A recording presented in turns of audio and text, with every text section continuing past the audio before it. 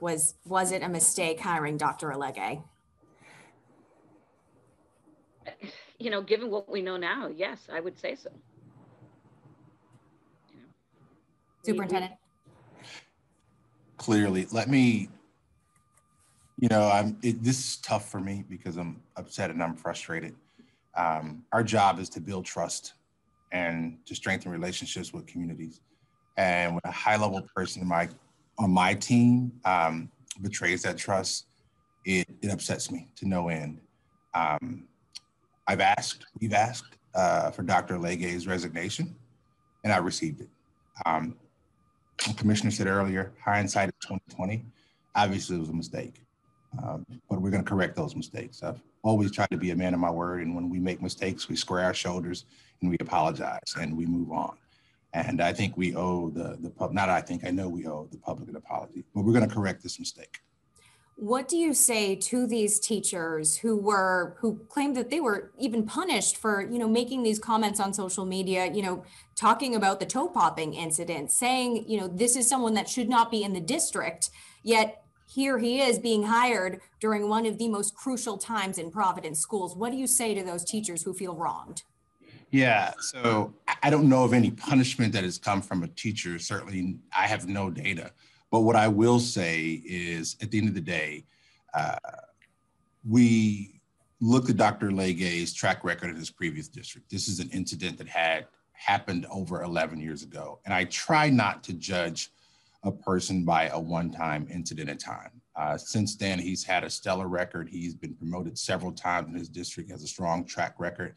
Felt very comfortable when I got here, calling back, getting recommendations from his previous supervisors, from principals and teachers that he'd worked with, and all were glowing. And even transitioning here, we conducted a federal background check. So I felt comfortable in giving him another opportunity. But to those teachers, the teachers are the backbone of the district. We know that they are. So if that in fact happened, I would love to know, because we need to course correct that as well. While we know that Dr. Alege said, you know, it was all in good fun, he kept his job, he continued on in education, this was an unusual incident then. Allegations now clearly disturbing. When you say you looked at his track record, did you have a conversation about that discipline back then and currently before he was hired here in Providence?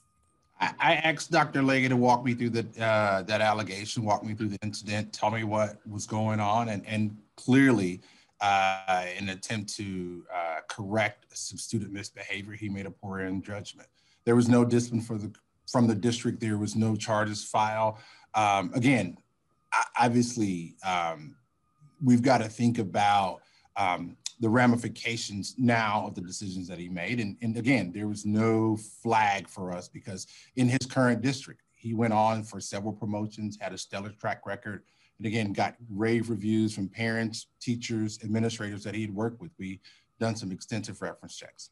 So we know that the two-network model was brought in this year to make significant changes in Providence schools. What happens now that there is an absence? And what's the message to these folks who were working under Dr. Alege?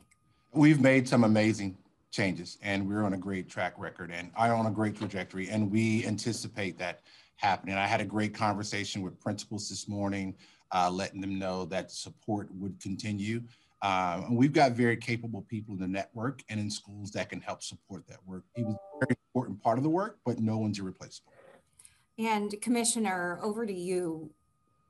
Where we are in the turnover, you know, we have people, or the takeover, we have teachers calling it the worst takeover ever, the, you know, left and right, all of these criticisms, and now this. How does the city, the school district, the state get back on track to focus on the work at hand?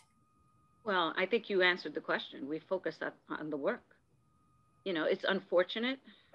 This has been very painful. I have been disturbed by this, but we have to focus on the work and the progress we've made and continue to make progress. And I think this has been always about accountability, holding ourselves accountable for what happens. And that's what we're doing here today. The moment we found out what the allegations were, we asked for his resignation, and it has been turned in. And this is about accountability, and it is about turning and thinking about the outcomes and the progress that we need to make as a district. Would we have liked this to have happened? No, nobody would. Absolutely not. In light of these allegations, will there be any changes to hiring protocols? Will it be closed door hires to administrators? I don't think we're going to change. So here's the hard part about all this. Everyone that's hired someone, you know, there's a process that you follow, and you know, and sometimes things are not as clear as they seem or as cut and dry. I think that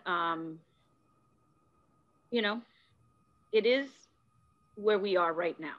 Like I said, we take ownership of it, we will move forward, but we're not changing the process. The progress that has been made in the district is real. He has been part of that process, and we're going to continue because the process is not about a person. The process is about the structures and systems that are put in place, and those are strong. So right now, this situation happened. Moving forward, can you confidently say every single person in Providence Public Schools is in the right spot, is in a position of leadership for the right reasons, and will be leading the district successfully? At this point, yes, we don't have any data or any evidence to think otherwise, right? I think that is something that we hold in high regard. Yeah, you know, you know, Ashley, I wish I could divorce my feelings as a mother, as an administrator, but I hold everyone that I work with in high regards, and I expect a lot from them. So this has been very devastating for all of us. And, you know, we're going to continue doing right by the kids. And that's what we all signed up to do. And if anyone violates our trust, then they can no longer continue to work in the district. That's the bottom line. That's it. That's a non-negotiable for us. And Superintendent Peters, what happens next? What do you do, you know, today, tomorrow, the next day? Well, we've got to heal. We've got to continue to rebuild and strengthen the trust. I am not naive that we've let a lot of folks down. Most importantly, that was the longest conversation, the hardest conversation, the longest drive to the commissioner. When I was first alerted to these allegations and the investigation ensued, I immediately reached out to the commissioner for a face-to-face conversation. Probably one of the toughest conversations I've had in my career, because this is a commissioner that has put faith in me and my ability to lead this district and this team, and has supported me. And it's very difficult to, not only to her, but the students and the public that we serve, to know that someone on my team that I trusted betrayed that trust. So we've got some trust building to do and some strengthening of the trust. And we're going to do that. We know about, it's the work. The commissioner talked about, this is the work. Challenges happen in school districts every day. And I think it's not the challenges, but it's how you respond. And we responded in a way that gives me a little bit of solace, in that we've made the right decision. We were very swift, and we're going to move on and continue to fight for our children. And just logistically, today is the 12th. So when were you alerted of the allegations?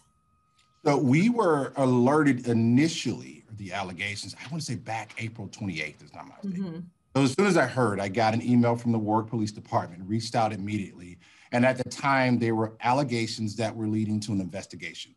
But as an abundance of caution, I immediately put that staff member on leave. Recently, we received the full police report, all the details, which unnerved us even more. And we agreed that it required a much, much more severe response. And just going into all of this, you know, are you speaking with personnel about Dr. Alege and, you know, making sure that they don't have anything to share?